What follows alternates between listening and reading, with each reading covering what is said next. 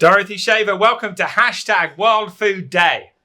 Thank you. I'm absolutely delighted to be here, and I'm so happy to be the first speaker. Well, we are too. And of course, a big thank you for Unilever's support of today's broadcast. We couldn't have done it without you. Dorothy, the first thing that I'd like to ask you is, please could you tell us about you and your journey to becoming the Global Food Sustainability Director at Unilever? So food has been a really big part of everybody's life, but I have had the privilege of having it be really a huge part of who I am. So when I was quite young, I loved to make the food for our family. My father got diagnosed with heart disease, and we had to change our traditional Italian meatballs that I used to make with my Italian nanny to be turkey meatballs and vegetarian meatballs. Later in life, when I was a teenager, I loved to trick people into eating healthier foods. And at one point, quite some time ago, I actually made a lemon tofu cheesecake, and nobody knew that it was tofu.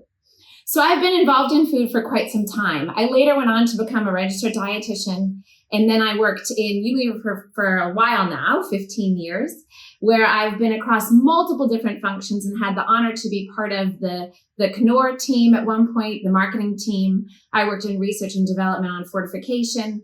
And then I moved to really focus on the whole food system in my role as leader of sustainability for the Nutrition Business Group, working across all of the brands now and being able to really set the strategy and the way forward on how we really act to make sure that we have a resilient, nutritious, efficient, and inclusive food system. Thank you, Dorothy. Thank you. Can I ask you, why is World Food Day so important to you and, of course, to Unilever? Well, every day should actually be World Food Day, and I'd say that in my life and in my job, it always has been. But I think the incredible thing about World Food Day is that it's across 150 countries and more than 50 languages, and the people and the groups that are involved are across the whole value chain. And a big part of what we do in Unilever is collaboration with governments, with suppliers, with farmers, through our brands, with consumers, and with retailers. And a critical part of World Food Day is really that collaboration. And that's what I love about it. It's across multiple sectors, multiple countries, and multiple languages to really bring food up as being one of the most important things in our lives, but also making sure that we are collaborating in order to enable a better food system for all. Thank you so much. So what work are Unilever carrying out in relation to the challenges of living in a sustainable world? Well, I think those of us who work in the space of food, we know that it's a bit of a hero, but it's also a villain, right? It's a hero because food is, if you have the privilege, it's delicious, it's diverse, it's colorful, it's fun. It's a big part of our relationships, and it's a big part of who we are. But it's also a villain because it's the cause of more than 1/3 of greenhouse gas emissions, which is a major cause of climate change. Also, the way that we're growing it is diminishing resources. And as we heard from the FAO leader, there are multiple people that cannot get to healthy food, actually close to 3 billion people. So there are major challenges in the food system, and it's up to all of us who get the privilege to work in food to make sure that we are addressing those challenges. So the pathways are clear. The pathways are more plant-based, more diverse foods that are grown in better ways that take less resources. So a lot of the work that I'm doing is setting that strategy around what we need to do on climate, nature, and livelihoods, also diet and health to get to a better food system.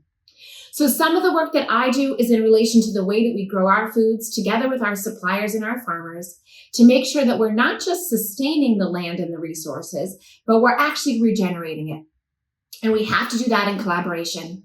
And as I spoke about earlier, we work very closely with our suppliers and our farmers to do that, to enable us to really work forward to have better ingredients, more resilient ingredients to the damages of climate change.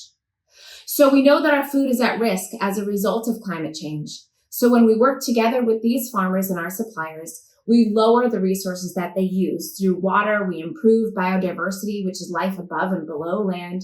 We really secure the roots into the soil, making sure that the soil is healthier. And then we try to utilize the ingredients that take less greenhouse gases. And then we make diverse products for a lot of our brands, such as Hellmann's and Knorr are our big power brands. And what we do with those is we utilize our brands to help people eat better for themselves and also for the planet through recipes and inspiration. Thank you, Dorothy. I'd like to ask you, if people want to support the work of Unilever and perhaps find out more about the company's values and purpose, where can they do that? So the best place for across all of our goals would be at unilever.com/sustainability, where you will see our refocused sustainability ambitions, which are focused on climate, nature, plastics, and livelihoods.